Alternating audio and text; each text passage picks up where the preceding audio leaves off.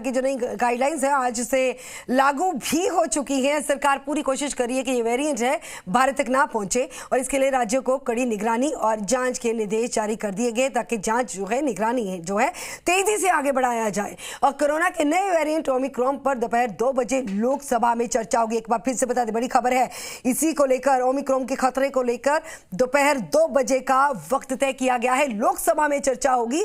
वहीं पर दूसरी तरफ हाई रिस्क वाले जो देश है, इन देशों से महाराष्ट्र आए हुए 6 लोगों में कोरोना की पुष्टि हो चुकी है।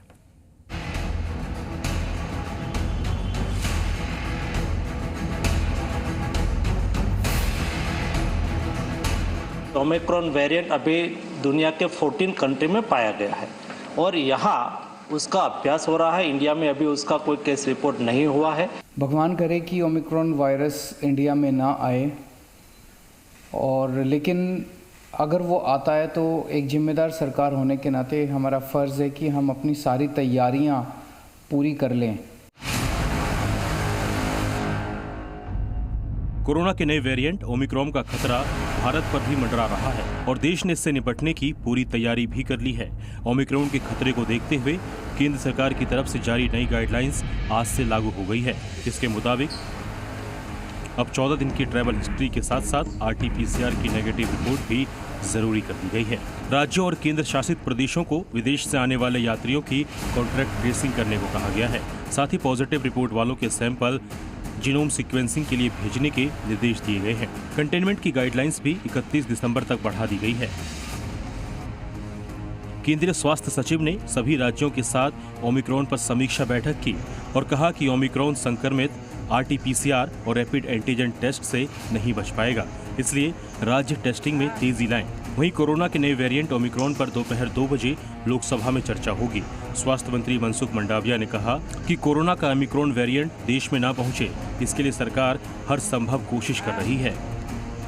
दुनिया में जिस तरह से इस वायरस के संदर्भ में हमें सूचना मिली है, उसको देखते हुए एक एडवाइजरी भी डिक्लेयर की गई है। पोर्ट पर हमने भी देखरेख रखना शुरू कर दिया है। कोई भी ऐसे संदिग्ध केस है तो उसको तुरंत ही चेक करके उसको जीनोमिक सीक्वेंसेस भी करा रहे हैं।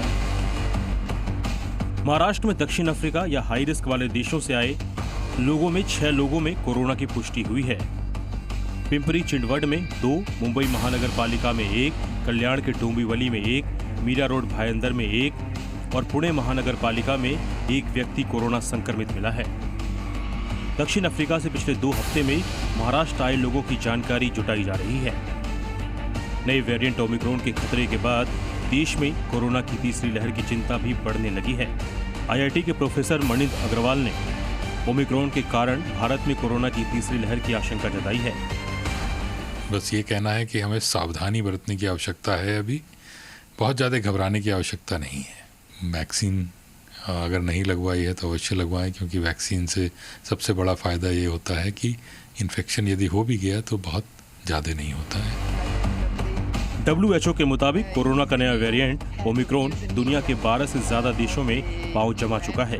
ये वायरस भारत में ना पहुंचे, इसके लिए केंद्र और राज्य सरकार मिलकर साथ काम कर रहे हैं। कई राज्यों में ओमिक्रॉन वेरिएंट को लेकर अलग अलग दिशा निर्देश जारी किए गए हैं। Bureau report, C media. Lok Sabha और राज्यसभा की कार्यवाही शुरू हो चुकी है, सीधा लिए चलते हैं।